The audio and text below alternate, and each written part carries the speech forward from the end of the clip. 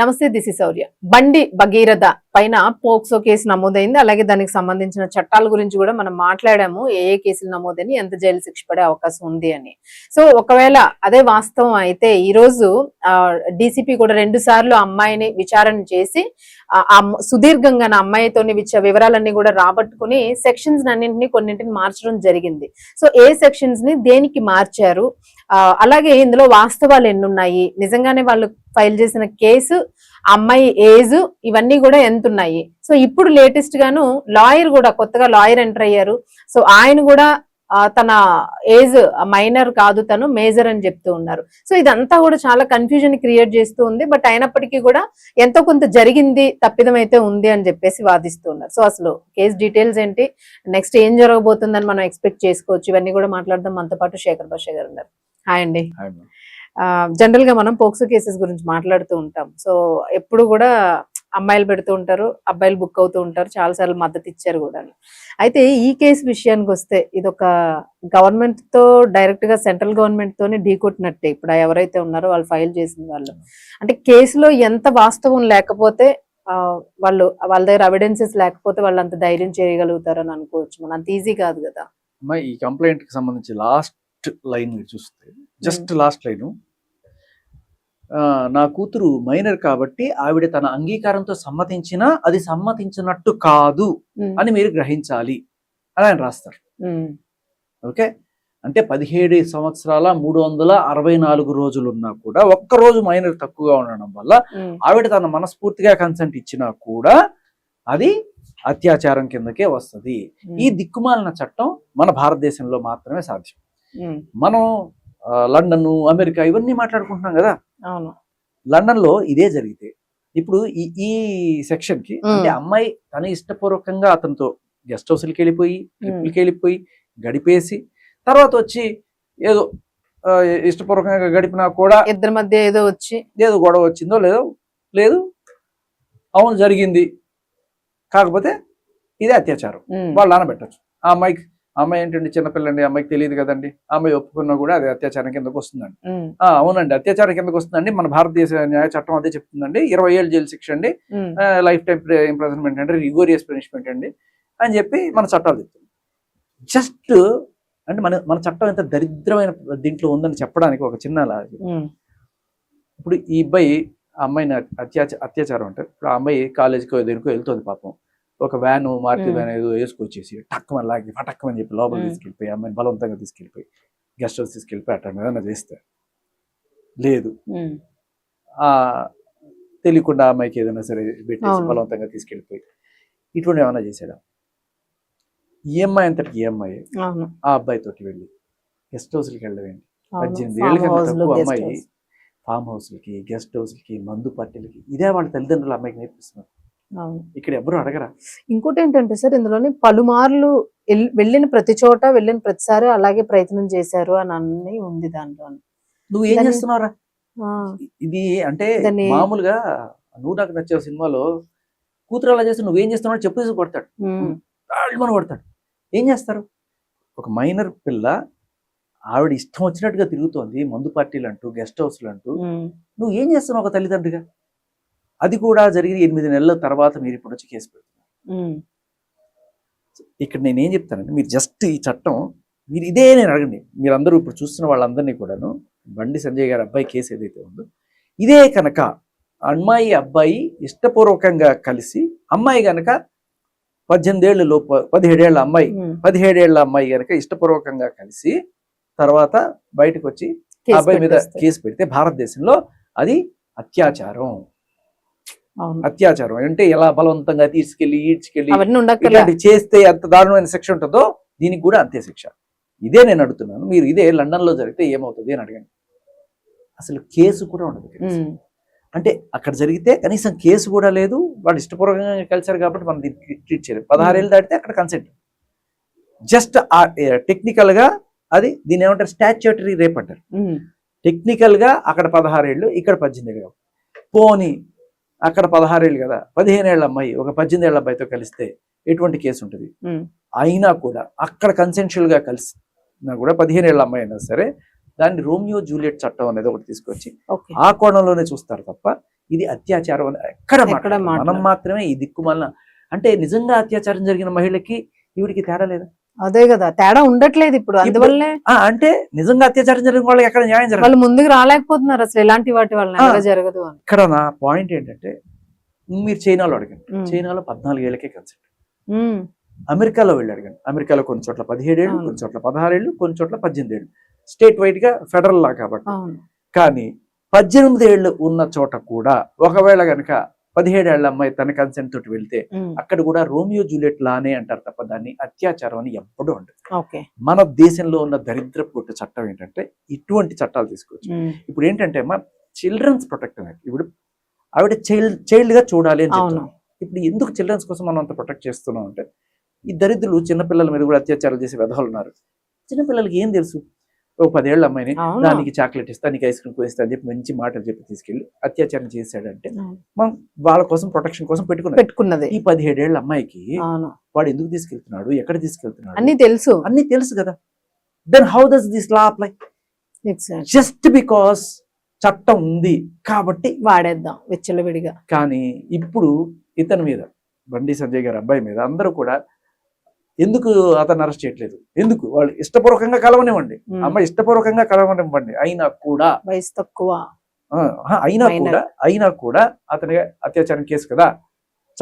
చట్ట ప్రకారం అందరికీ ఒకటే కదా. జానీ మాస్టర్కి ఒక న్యాయం, ఇంకో మాస్టర్ ఇంకొక న్యాయం, ఈ అబ్బాయికి ఇంకో న్యాయం కాదు కదా. జానీ మాస్టర్ పడ్డంటే ఆ అబ్బాయి కూడా తీసుకెళ్ళి లోపల పెట్టండి, వెంటనే తీసుకెళ్ళి చెప్పారు. తర్వాత బెయిల్ వచ్చినప్పుడు ఇద్దరు కన్సెన్షువల్ గానే కలిశారని మాకు అర్థం అవుతుంది, దీన్ని మనం ఆ కోణంలో చూడలేము అని చెప్పి జడ్జి చెప్పి బెయిల్ కూడా ఇచ్చారు ఆవిడ కదా.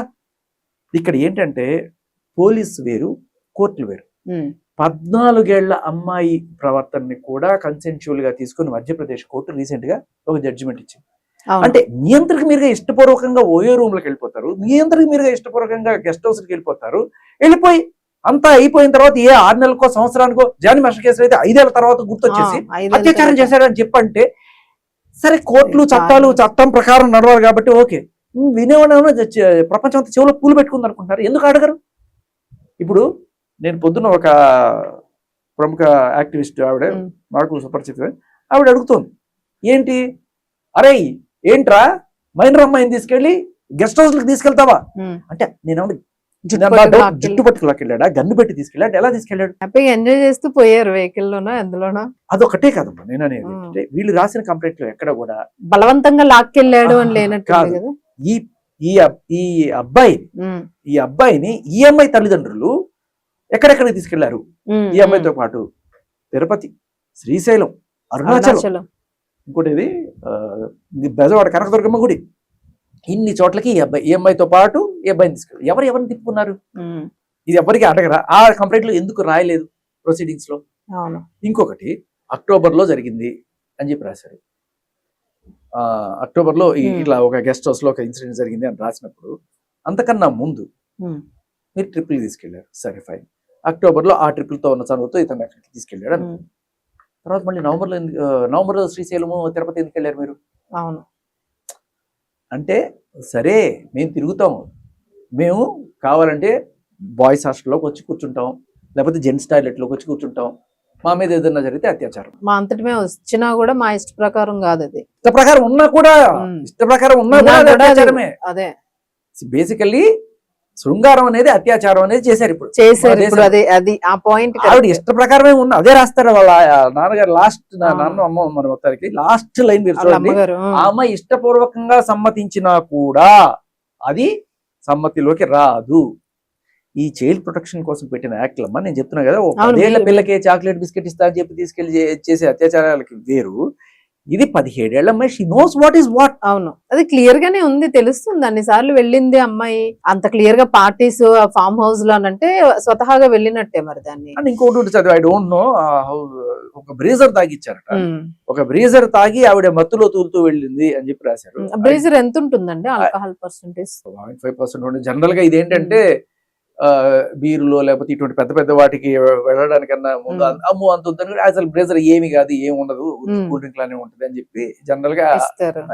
ఫస్ట్ చేసేవాళ్ళు ఎవరు వద్దనుకున్న వాళ్ళు, మరి ఆల్కహాల్ సైడ్ వెళ్ళకూడదు అనుకునేవాళ్ళు. దాంట్లో మత్తెక్కేసి తూలిపోయి హ్యాంగ్ ఓవర్లు వచ్చేసి అంత సీన్ ఉంటుందని నేను అనుకోను. బట్ ఎవరైనా ఉంటుందంటే I don't know, because I'm not the right guy to come. కనీసం కామెంట్స్ లోనే చెప్పండి. ఒక బ్రేజర్ లో అదేదో సినిమాలో ఒళ్ళు తెలియనంత మొత్తం వచ్చేస్తుంది ఒక బ్రేజర్. అదేదో సినిమాలో రవితేజ ఒక మూత మందు తాగి వాడు చేసిన వాసన చూసి అలా సరే ఏ ఈ కర్మ మనకి ఎందుకు ఇంత దరిద్రపు చట్టాలు రాసుకున్నాం. ఇప్పుడు జానీ మాస్టర్ జరిగినప్పుడు అందరికీ తెలిసింది అన్యాయం అని. ఏం చేయలేము సార్. ఇప్పుడు ఆ విజ్ఞాన్ జ్యోతి ఇంజనీరింగ్ కాలేజ్ లో అబ్బాయి ఉన్నాడు, వాళ్ళిద్దరు సంవత్సరం పాటు తిరిగారు, ఇద్దరు కలిసి మళ్ళీ మేజర్లే. మేజర్లు అయినా కూడా ఇద్దరు కలిసి ఓయే రూమ్ కి, అమ్మాయి ఇష్టపూర్వకంగా ఓయే రూమ్ కి. అసలు నువ్వు ఓయే రూమ్ కి ఎందుకు వెళ్తావు? అక్కడ పూజ చేయడానికి వెళ్తున్నావా, లేకపోతే చదువుకోవడానికి కంబైన్ స్టడీ చేయడానికి వెళ్తున్నారా? మీరు ఎందుకు వెళ్తున్నారో మీకు తెలుసు, మాకు అర్థం అవుతుంది. ఈ అమ్మాయి మొయినాబాద్ గెస్ట్ హౌస్ కి ఎందుకు వెళ్ళిందో మనకే అర్థం అవుతుంది అందరికి. 17 ఏళ్ల అమ్మాయి, చిన్న అమ్మాయి ఏం కాదు, అమ్మాయి knows what is what. And వాళ్ళ మదరు ఫాదరు ఇది కూడా ఉంది, వాళ్ళ నాలెడ్జ్ లోనే ఉంది. ఆపద్దా వెళ్ళిపోయిన తర్వాత బయటకు వచ్చి మా అమ్మాయిని తాగిచ్చి ఇది చేశాడు. మరి మందు పార్టీలకు ఎందుకు పంపిస్తారు? 21 ఏళ్ల లోపు పిల్లలకి మందు నిషేధం కదా, ఎలా పంపిస్తున్నారు మీరు? సిగ్గుండాలి కదా. అంటే ఇక్కడ ఇంకోటమ్మా, పోక్సో నిన్న మొన్నటి దాకా, అంటే ఈ కేసు పూర్వపరాలు చూస్తే నిన్న సెక్షన్ 11 రెడ్ విత్ 12 అని పెట్టారు. అవును, ముందంతా బిఎన్ఎస్ అవి ఉన్నాయి. అంటే ఇదేంటంటే 11 విత్ 12 అంటే ఏంటంటే బూత్ మాటలు వాళ్ళ దగ్గర మాట్లాడినా, చిన్నపిల్లల దగ్గర, లేకపోతే వాళ్ళకి పోర్నోగ్రఫీ ఏమైనా చూపించినా, లేకపోతే వాళ్ళని ఆ రకంగా మోటివేట్ చేసిన అటువంటి మాటలతోటి, అంటే శృంగారం జరగదు బట్ కేవలం ఇటువంటివి ఏదన్నా సరే ఉంటే అది చాలా, అంటే వీటిలో పోక్సోలో కొంత తక్కువ ఇంటెన్సిటీ ఉన్న ఇదనమాట. ఏదో మాటలతో ఏదో ట్రై చేశాడు, ఒక బ్యాడ్ ఇంటెన్షన్ ఉంది అనే తప్ప అంతకుమించి ఎక్కువ లేదు. దీనికి చాలా ఈజీగా బెయిల్ వస్తుంది. 3 ఏళ్లలోపు సెక్షన్ ఇది. సో ఈజీగా బెయిల్ వస్తుంది. అండ్ ఇది నిలబడదు కూడా నిలబడదు. దీనికి సాక్ష్యాలు కూడా చాలా గట్టిగా కావాల్సి వస్తుంది. ఇక వాట్సాప్ మెసేజ్లు ఏవైతే చూపిస్తున్నారో, ఈ వాట్సాప్ మెసేజ్లు ఇవాళ రేపట్లో ఫేక్ మెసేజ్లు పెట్టడం చిటికలో పని. నేను నాకు ఎప్పుడు ఎలా తెలిసిందంటే, సరే ఫోన్ హ్యాక్ చేసి కూడా పెట్టేసి సేమ్ అట్లా పెట్టి స్క్రీన్ షాట్స్ ఉంచుకోవచ్చు. అది పక్కన పెట్టాడు, ఏం అక్కర్లా. ఏ అడిగినా చేసి ఇచ్చేస్తుంది అనుకుంటాను. ఏ అడిగినా చేసేస్తుంది. అలా కాకపోయినా కూడా నేను చూసిన ఒక అద్భుతమైన రాజ్ తరుణ్ ఇష్యూలో అవతల రాజ్ తరుణ్ చాట్ చేసినట్టుగా, లేకపోతే ఇంకోళ్ళు ఎవరో చాట్ చేసి ఆవిడ ఏదో ఇరికిద్దాం అనుకున్నట్టుగా చేసిన తెలివైన పని ఏంటంటే, మీ నంబర్ ఉంది, మీ నంబర్ ని తీసేసి ఆ నంబర్ కి మీ పేరు కాకుండా ఈ నంబర్ పెడతా.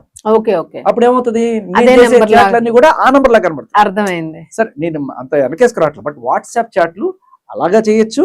లేదు డైరెక్ట్ గా ఒక ఫేక్ వాట్సాప్ చాట్ అంటే దాంట్లో వాట్సాప్ చాట్లు ఇవాళ రేపట్లో మనం అంటిల్ అన్లెస్ వాట్సాప్ వాళ్ళు ధృవీకరించేదాకా మనం నమ్మలేం. అండ్ ఇకపోతే ఈ కేసులో చాలా క్లియర్ కట్ గా అందరూ వాదిస్తున్నది ఏంటంటే, వాళ్ళకొక న్యాయం వీళ్ళకొక న్యాయం కాదు, అందరికీ ఒకటే న్యాయం. ఇప్పుడు మగాళ్ళకి అందరికీ అన్యాయం జరుగుతుంది. జానీ మాస్టర్కి అన్యాయం జరిగింది, ఇలాగే చాలా మందికి అన్యాయం. చాలా మంది తీసుకెళ్లి రిమాండ్ లో ఇవాళ కొన్ని 100ల మంది ఖైదీలు వాళ్ళు చేయని తప్పుకి అలా మగ్గుతున్నారు. దానికి కారణం ఏంటంటే జస్ట్ ఒక కంప్లైంట్. పోక్సోలో ఉన్న దరిద్రం ఏంటంటే, ఆ కంప్లైంట్ ఇస్తే చాలు, అది నిజమా అబద్ధమా ఏం అవసరం, తీసుకెళ్లి లోపల వేయడమే. అండ్ తర్వాత అది అబద్ధము అని ప్రూవ్ చేసుకోవాల్సిన బాధ్యత మంది. నిజమని నేను ప్రూవ్ చేయాల్సిన పని లేదు. మీరు కంప్లైంట్ పెట్టేశారా, ఏ ప్రూఫ్ ఒకలా ఆరామ్స్ అలా కూర్చో ఉండాలి. అంటే లేదు సార్, ఇదిగో చూడండి సార్, ఆ అమ్మాయి నాకు మెసేజ్ పెట్టింది సార్, అది చూడండి సార్, ఇది చూడండి సార్, వీడు ప్రూవ్ చేసుకోవాలి తప్ప ఆ అమ్మాయి ఏ ప్రూఫ్ ఇవ్వాల్సిన ఆరామ కూర్చొని సినిమా చూస్తున్నాడు చూసుకున్నాడు. సో ఇంత దారుణమైన, అంటే బర్డెన్ ఆఫ్ ప్రూఫ్ అంటారు. Burden of proof is on general గా. బర్డెన్ ఆఫ్ ప్రూఫ్ ఏంటి, మిగతా కేసెస్ లో ఒకటి నన్ను అత్యాచారం చేశాడు అని చెప్పి ఒక అమ్మాయి కేసు పెడితే ఆ అమ్మాయి ప్రూవ్ చేయాలి. అవును వీడు నేను అత్యాచారం చేశాడు, ఎప్పుడు ఎక్కడ ఏంటి అనేది వాళ్ళు చెప్పాలి. ఆ అమ్మాయి దానికి ప్రూఫ్ చూపించాలి. అదే పోక్సోలో అయితే ఏం పెట్టక్కర్లేదు, వీడు ప్రూవ్ చేయాలి. లేదు సార్ నేను చేయలేదు, లేకపోతే వీడు చేసావు. By default he is assumed to be నేరస్తుడు. అంత దరిద్రం అనమాట. సో ఇప్పుడు ఈ కోణంలో 100ల మంది రిమాండ్ ఖైదీలు చేయని తప్పుకి మగ్గుతున్నారు. కొంతమందికి డబ్బులు ఉన్నవాళ్ళు మొత్తానికి ఏదో బెయిల్లో బయటికి బతుకు దేవుడానికి బయటకు వస్తున్నారు. కానీ ఇదే సెంట్రల్ మినిస్టర్కి జరుగుతుందా? సెంట్రల్ మినిస్టర్ కొడుక్కి. ఇప్పుడు మీరు అన్నారు బయటకు వచ్చేసే చట్టాలు, ఇప్పుడు అందరూ సెక్షన్స్ అన్ని అవే ఉన్నాయి. అందరికీ అన్యాయం జరుగుతుంది, వీరికి కూడా అన్యాయం జరగాలి. అంతేనా? ఇది కోరుకునే జనాలు. మగాళ్ళందరికీ అన్యాయం జరుగుతుంది, ఆ కొడుకు మాత్రం ఎందుకు, ఆ కొడుకు కూడా అన్యాయం జరగాలి. అది అప్పుడు తృప్తిగా ఉంటుంది మాకు. అదేదో సినిమాలో జులై సినిమాలో ఉంటుంది ఆ ఇలియానాను అండ్ హేమ గారి మధ్యలో కాంబినేషన్ డైలాగ్. అది ఏంటంటే, నాకు బాగా ఏజ్డ్ మొగుడు వచ్చాడు కాబట్టి దీనికి కూడా అలాంటి వయసు మళ్ళీ మొగుడు రావాలి. Same concept. ఇక్కడ ఆ అబ్బాయికి అలా జరగాలి అంటే ఇది అన్యాయమే. నాకు నా విచక్షణ. చైనాలో అసలు శిక్ష లేదు, అమెరికాలో శిక్ష లేదు, యూకేలో శిక్ష లేదు, బట్ ఇండియాలో 20 ఏళ్ళ శిక్ష. ఇప్పుడు ఏంటంటే ఈ అబ్బాయి పొరపాటుని యూకేకో వెళ్ళిపోయాడు, మన వాళ్ళు ఇక్కడ పోక్సో పడింది వాడిని మాకు అప్పగించండి అంటే, అక్కడ చట్టం ఏం చెప్తుందంటే ఆ చట్టంలో కూడా దీనికి శిక్ష ఉంటేనే మేము మీకు అప్పగిస్తాం. ఇప్పుడు ఆ చట్టంలో 16 ఏళ్ళు దాటిన వాళ్ళకి కన్సెంట్, ఇక్కడ మీ చట్టం ప్రకారం మేము చూడం. అమ్మాయి 16 ఏళ్ళు దాటిన తర్వాత కదా జరిగింది, మేము పంపించదు. అది మా దృష్టిలో అసలు నేరం కాదు, కనీసం ఏమీ కాదు, నేరం కాదు, ఘోరం కాదు. అక్కడ ఉండొచ్చు, బట్ ఇక్కడికి వస్తేనే నువ్వు ప్రాసిక్యూట్ చేయగలవు. అన్లైక్ అదర్ అత్యాచార కేసులు ఉన్నాయనుకోండి, 18 ఏళ్ళు దాటి పైబండి కేసులు, అక్కడ అత్యాచారం ఇక్కడ అత్యాచారం ఇప్పుడు పంపించారు. అంటే ఎంత దరిద్రమైన స్టేజ్ లో మనం ఇప్పుడు ఏంటంటే నాకు బాగా ఆనందం కలిగించిన విషయం మొత్తం మీద, ఇంత దరిద్రమైన చట్టాలు పెట్టి మగాళ్ళ జీవితాల్ని నానా దరిద్రం చేసిన వీళ్ళ ఈ చట్ట ఎవరైతే ఉన్నారో చట్టాలు చేసిన వాళ్ళు ఎవరు, మన వాళ్ళే కదా మెయిన్. ఎవడు తీసిన గోతులో వాడే పడతాడంటారు చూడండి. ఇప్పుడు అదే జరిగింది. ఇప్పుడు అట్లీస్ట్ దే విల్ రియలైజ్ ఈ బాధ ఎలా ఉంటది. చేయని తప్పుకి ఒక 20 ఏళ్ళు జైలు శిక్ష చేస్తానంటే నీ కొడుకు నీకు ఎలా అనిపిస్తుంది? ఇలా ఎంతమంది జైల్లో మగ్గుతున్నారు సార్, చూడండి సార్, మీకు తెలుస్తుందా బాధ? ఇప్పుడు ఇప్పటికైనా చట్టాలు మార్చండి. రియాలిటీ ఇప్పుడు రియాలిటీ రావాలి అనిపిస్తుంది ఖచ్చితంగా. ఇప్పుడు ప్రొసీజర్ ఫాలో అయ్యి ఆ అబ్బాయికి 20 ఏళ్ళు జైలు శిక్ష వేయించమని, లేకపోతే కనీసం రిమాండ్ పంపించమని. అవును, అదే ఇప్పుడు అసలు కేసు ఇది పోక్సో పడంగానే తన్ని అరెస్ట్ తీసుకుంటారు, బట్ ఇప్పుడు ఉన్నాడు. ఈ కేసుకి ఫస్ట్ పెట్టిన ఎఫ్ఐఆర్ ప్రకారం అంత సీన్ లేదు. ఎందుకంటే మనం గమనించాల్సింది ఏంటంటే, పోక్సోలో 4, 6 ఇలాంటివి కొంచెం సివియారిటీ ఎక్కువ ఉన్నది. ఇప్పుడు ఇక్కడ పెట్టింది ఫస్ట్ లో పెట్టింది 11 రెడ్ విత్ 12 అనేది చాలా మైనర్. అండ్ ఇంకొకటి ఏంటంటే, ఇటువంటి కేసుల్లో 7 ఏళ్ళు లోపు జైలు శిక్ష ఉండేవి ఏవైతే ఉంటాయో వాటికి స్టేషన్ బెయిల్ అంటే పిలిచి 41 నోటీస్ ఇచ్చి పంపించేస్తారు, అంతకు మించి ఏముండదు. ఏమంటారు దాన్ని, ఎంక్వైరీకి కోఆపరేట్ చేయండి అనే ఇది తప్ప ఇంకేముండదు. బట్ ఇప్పుడు దీనిగా మార్చారు. నాకు ఇక్కడ అర్థం కాని విషయం ఏంటంటే, రేవంత్ రెడ్డి గారు, బండి సంజయ్ గారు ఎచ్చమైన దోస్తులు, ఆర్పిఎఫ్ ఆయన బిఎస్ఎఫ్ అంట.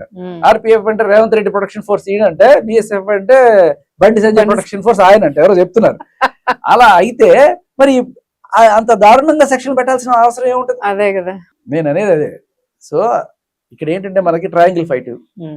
బీజేపీ అనేది ఇద్దరికి సమదూరం, కాంగ్రెస్ కి బీఆర్ఎస్ కి. అటు వాళ్ళు చేసుకుంటున్నారు, అధికారంలో ఉండి వీళ్ళు ఎంక్వైరీలు డీసీపీలు అని పెట్టారు. బీఆర్ఎస్ ఎంజాయ్ చేస్తూ ఉంటారు. బీఆర్ఎస్ వాళ్ళు గట్టిగా ఇది మా విజయం సరే ప్రధానికి క్లెయిమ్ చేసుకుంటారు. అక్కడ మనుషులు చచ్చిపోయినా కూడా ఇప్పుడు వీళ్ళిద్దరు నిజం చెప్పాలండి, మా ఒళ్ళు కొవ్వెక్కి మందు కొట్టి ఏం చేస్తున్నాం తెలియక చేసిన దరిద్రాన్ని తీసుకొచ్చి జనం మీద పడేస్తే, ఇప్పుడు ఇది పెద్ద నేషనల్ ఇష్యూ లాగా చూసి ఆ బాధితురాలకు అన్యాయం జరిగింది వీళ్ళు తీసుకెళ్ళి వాళ్ళు చేసేదే ఇద్దరిని మినహాయించట్ల. ఒళ్ళు కొవ్వెక్కి చేసుకున్న పనులకి ఇది పెద్ద బర్నింగ్.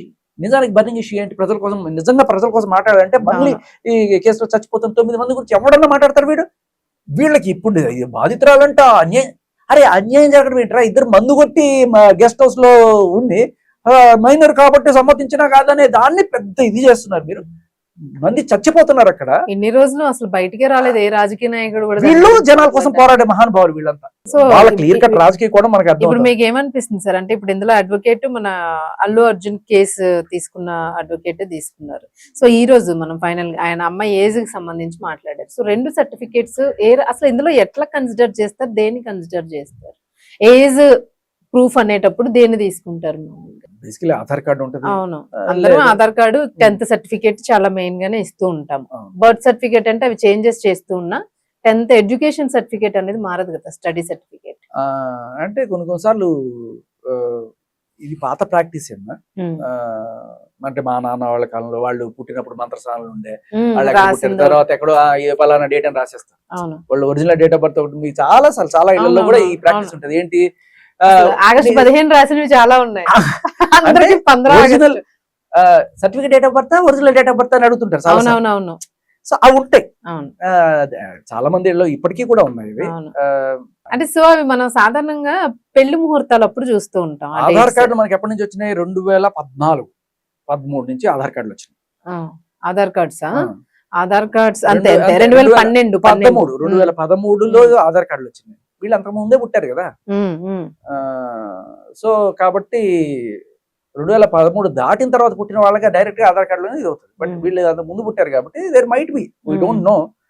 అండ్ అలాగే ఈ కేసు గురించి మాట్లాడే వాళ్ళు ఉన్నారు తప్ప ఈ హనీ ట్రాప్ గురించి ఎందుకు మాట్లాడలేదు? ఇప్పుడు వీళ్ళ నాన్న రాసిన దాంట్లో ఎక్కడ కూడా శ్రీశైలం గాని అరుణాచలం గాని ఎక్కడ ప్రస్తావన లేదు కదా. అదే అంటున్నా, హనీ వీళ్ళు ట్రాప్ పక్కకు చక్కగా పోయింది.